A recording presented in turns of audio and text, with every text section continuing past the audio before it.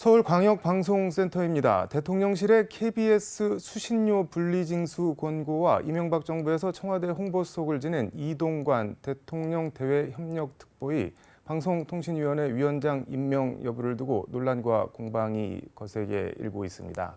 국회 과학기술정보방송통신위원회 허은하 국민의힘 의원과 함께 정치권 현안 얘기 해보겠습니다. 의원님 어서 오십시오. 네, 안녕하세요.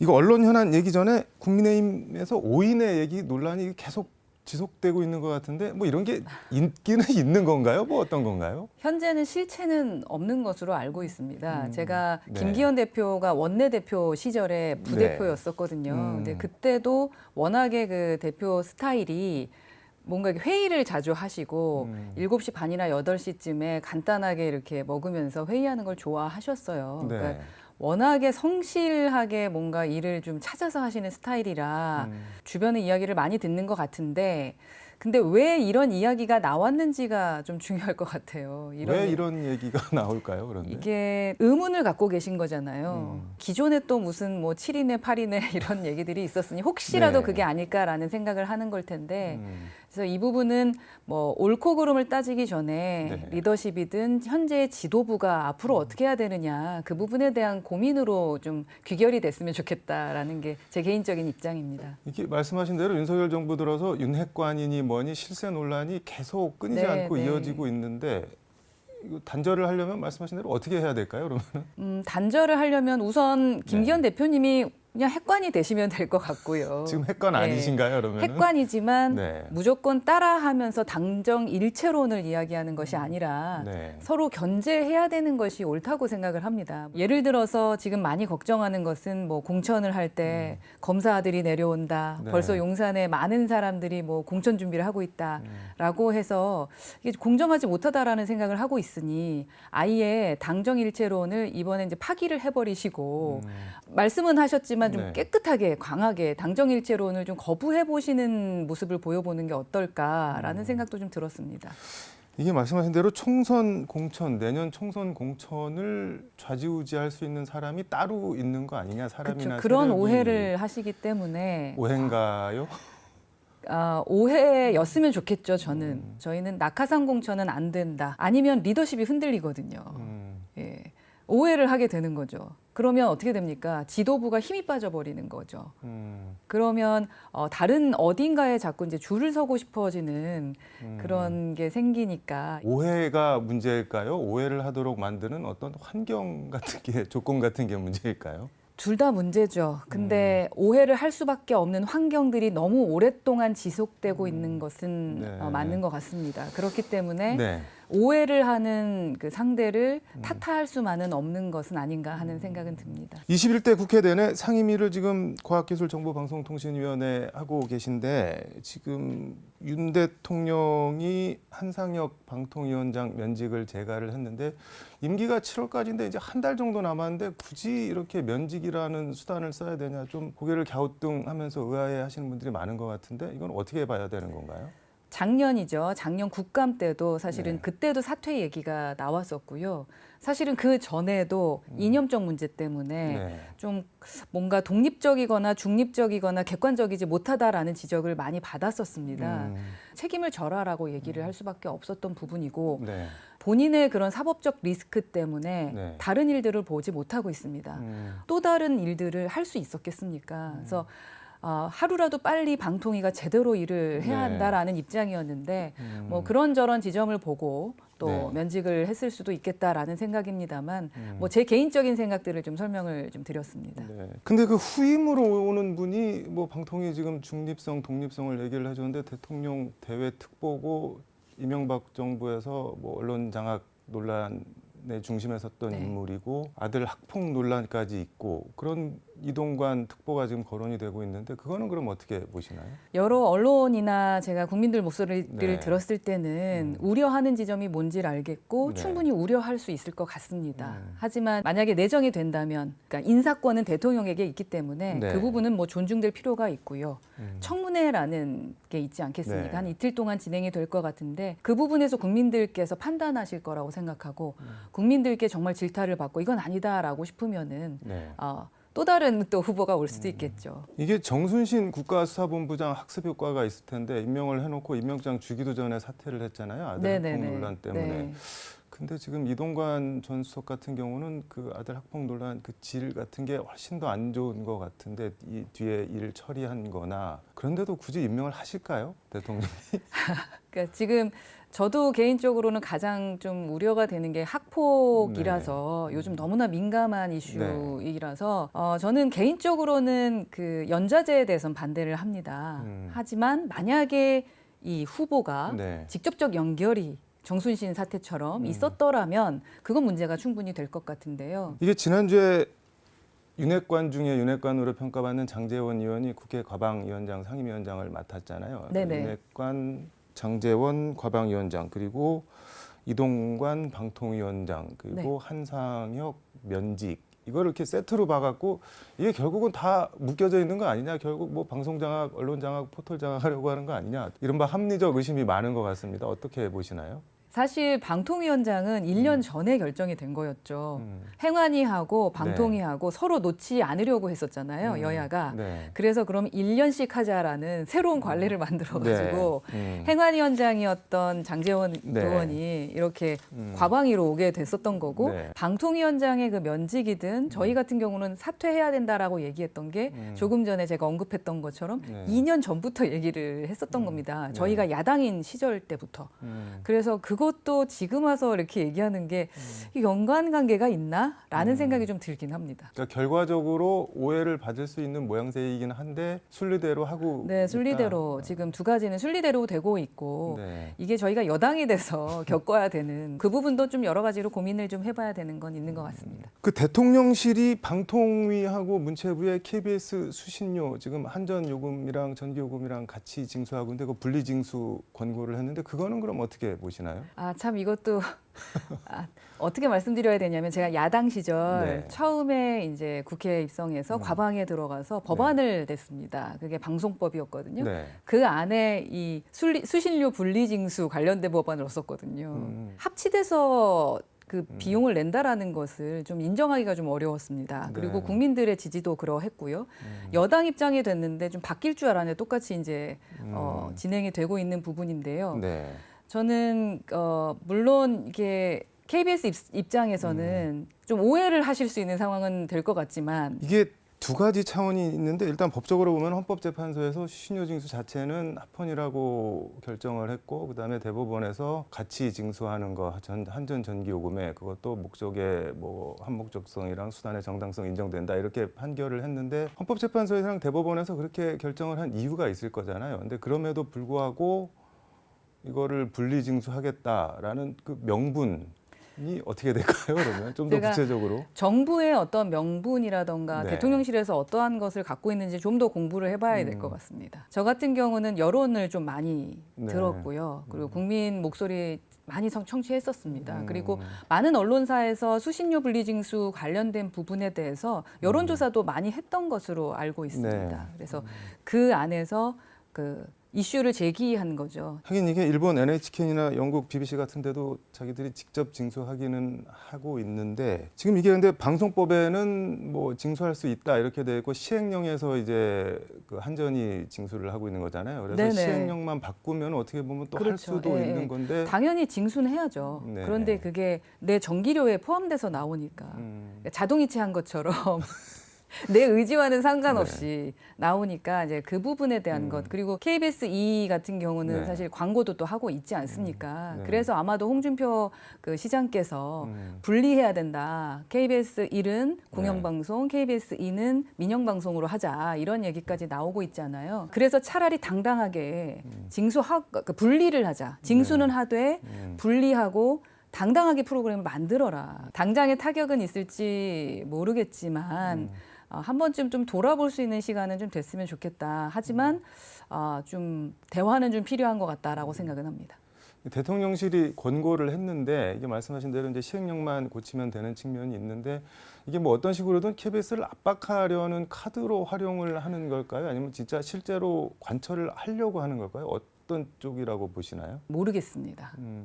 압박하는 거면 안 되죠. 저는 KBS가 영국의 공영방송처럼 정말로 이게 당당해져야 된다라고 생각을 하거든요. 그런데 그러한 언론이 설 수 있도록 자유롭게 뭔가 진행할 수 있도록 해줘야 되는 것이지 압박을 통해서 한다? 그런 부분은 저는 사실이 아니길 바랍니다. 이게 근데 예전에는 사실 이렇게 뭐 70년대, 80년대 이때까지만 해도 따로 징수원이 거들어 다녔었거든요. 네네, 수십 그렇습니다. 년을. 근데 네. 94년도인가 96년도인가 그러니까 통합 징수하면서 KBS 원 광고를 없앴는데 이거 분리징수하게 되면은 KBS 원 광고를 또 할 수도 있거든요. 그러면 이게 뭐 종편이나 신문 이런 데서도 광고 뺏긴다고 또 이 사람들도 마냥 좋아할 건 아니고 그런 복잡한 문제가 있는데 네, 진짜, 아주 복잡하죠. 진짜 궁금한 게 실제로 할까요? 근데 왜 이런 카드를 지금 갑자기 꺼내셨는지 대통령실에서. 그게 저도 궁금합니다. 궁금한데 여하튼 네. 대화해야 합니다. 네. 대화 함께 만나서. 계속 오해 얘기가 나오고 있는데 이게 네. 지금 일련의 과정을 보면은 뭔가 좀 방송 장악하려고 하는 거 아니냐, 언론 장악하려고 하는 거 아니냐, 오해를 살 수밖에 없는 뭐 이렇게 자꾸 뭐가 나오고 있는데 왜 그럴까요? 그런데 이거는. 제가 국회 들어와서 제일 네. 궁금했던 지점입니다. 왜 그럴까요? 했을 때 네. 국민들께서 네. 볼 수 있는 채널이 너무나 많거든요. 그렇기 때문에 장악을 한다고 해서 뭐가 달라질까라는 의문점은 있고요. 그리고 여야 모두가 네. 방송 장악이다라는 프레임을 늘 갖고 갑니다. 사실은 바닥부터 좀 다시 한번 좀 생각해 봐야 될 것 같고요. 언론 얘기 하나만 더 물어보도록 하겠습니다. 지금 현행법에서는 포털이 제공 매개하는 인터넷 뉴스 서비스는 그러니까 언론법상 언론이 아닌데 지금 박근혜 정부에서 청와대 홍보수석 지낸 윤두현 의원이 법안을 하나 발의한 게 있는데 그게 포털 뉴스 서비스도 언론으로 묶어서 규제를 하려는 법안. 이것도 결국은 포털도 언론 관련해서는 장악하려는 거 아니냐. 뭐 그런 의심을 살 수밖에 없잖아요. 이거는 그럼 어떻게 보세요? 네, 동료 의원의 법안이기 때문에 사실은 뭐 어떻게 말을 해야 되나라는 생각도 들고 네. 또 그 아니 발의한 근데 법안 제안 이유는 아주 좋습니다. 포털이 언론의 사회적 책임을 다하게 하고 민주적 여론 형성에 이바지하게 하려는 것이라고 돼 있는데 그걸 사람들이 액면 그대로 안 본다는 게 문제잖아요. 그렇죠. 그러니까 그 플랫폼이라는 게 상당히 네. 중요합니다. 그러니까 플랫폼이 지금 뉴스를 점령했다라고 생각을 좀 하시는 것 같아요. 그 네. 배치에 따라서 전혀 왜냐면 모든 사람이 핸드폰을 바라보기 네. 때문에 그 지점을 지적할 수는 있을 것 같습니다. 그런데 이게 전통적인 언론보다는 어떤 미디어로서 이렇게 포탈로 뿌려주는 건데 한정이 돼 있으니까. 그래서 그 지점을 어떻게 풀어갈까에 대한 얘기를 해야 되는 거죠. 그래서 아마 그 부분에 대한 지적일 거라고 생각을 하는데 네. 법적인 규제까지 하게 됐을 때 이건 또 어떠한 파장이 있을까라는 좀 사실 우려는 조금 됩니다. 저는 그게 너무 규제를 하는 네. 것은 좀 문제가 있다고 생각하는데 그럼에도 불구하고 사실 제가 과방위에 있으면서 네. 포털이 조금 좀 약간의 규제가 필요한 부분도 있긴 하구나라고 생각한 부분도 있습니다. 네. 제가 오늘 이 인터뷰에 와서 네. 시원하게 막 다 말씀을 못 드리는 게 뭔가 너무 많이 상당히 알아서 조심스럽게. 이게 너무 많이 알죠. 왜냐면 기업 입장도 알겠고 네. 또 이 정부나 입법부 입장도 알겠고 그렇다면 무엇이냐. 결국은 함께 계속적인 논의하고 그렇다면 그 해법을 찾아 나가는 것을 해야 되는데 네. 그냥 힘으로 밀어붙이고 싸우고 하는 것보다는 좀 원만하게 좀 해결할 수 있는 네. 방법이 없을까라는 고민을 지금 하고 있는 차원이라 더 조심스러운 것 같습니다. 고민이 좀 더 많이 숙성이 되면 다시 한번 좀 모셔서 네네. 말씀을 들어보도록 하겠습니다. 네. 그 페이스북에 난자 냉동 보관 네. 관련 정책 설문조사 링크를 올려놨었던데 마지막으로 요 얘기 좀 해보죠. 어떤 네네. 내용인가요, 이게? 기존에 제가 한 5년 정도 된 것 같은데요. 네. 그 초기맘을 그러니까 프리맘이라고 해서 초기 임신부를 배려하는 제가 운동을 했었는데 왜 했었냐면은 네. 제가 결혼하고 바로 임신을 했어요. 근데 9주 차에 네. 유산을 하게 됐습니다.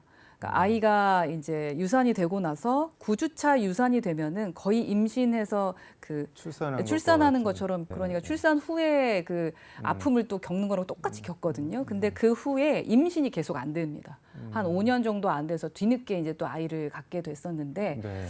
그때도 제가 출산율에 대한 고민 지점이 많았거든요. 근데 제가 출산율 관련된 것을 입법부에 와서 지켜보다 보니까 너무 풀기가 어려운 숙제인 겁니다. 네. 그 중에 또 찾은 겁니다. 그게 바로 난자 냉동인데요. 네. 지금 조사를 해보면 20대 때 아이를 낳는 사람이 거의 없습니다. 30대 때 낳아도 빨리 낳는 겁니다. 제가 34세 아이를 낳는데 네. 그때는 노산이라고 했거든요. 요즘은 노산이라고 하지도 못합니다. 40대 때 많이 낳아요.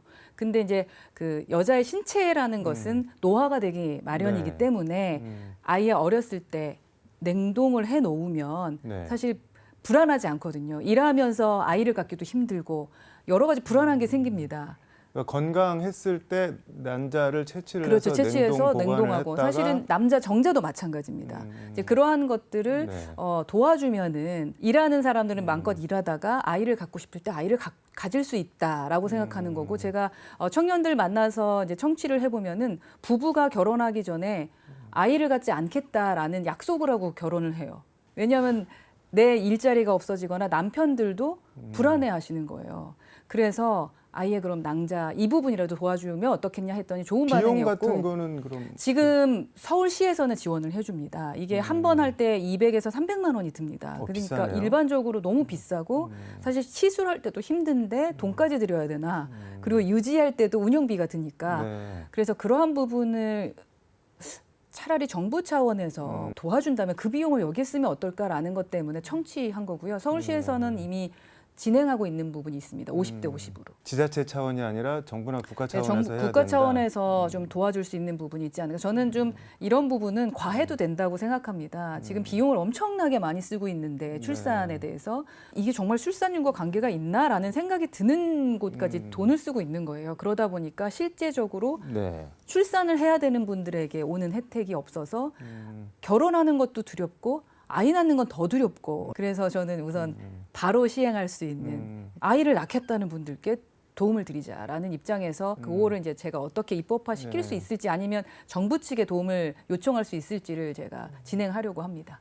저출산 부처 신설 여기도 관심이 상당히 많으신 것 같은데 그것도 같은 차원 취지인가요? 그것도 네. 요청이 있어 아마 들어본 겁니다. 기본적으로 저출산이라는 것이 어떤 하나의 네. 청이든 부든 있어서 이렇게 다 총괄하면 어떨까라는 생각을 했었는데 사실 위원회가 있어요. 저출산 네. 고령사회위원회 그 참 나경원 위원장 그만두시고 난데 지금 거기 위원회 어떻게 되고 있나요? 지금 잘 진행은 되고 있습니다. 그래서 저희가 그쪽하고도 네. 같이 이제 간담회를 가졌는데 지금 아마 전국을 돌면서 청취하고 있는 것으로 알고 있고 그래서 그것도 저한테 좀 보고 좀 해달라고 했었거든요.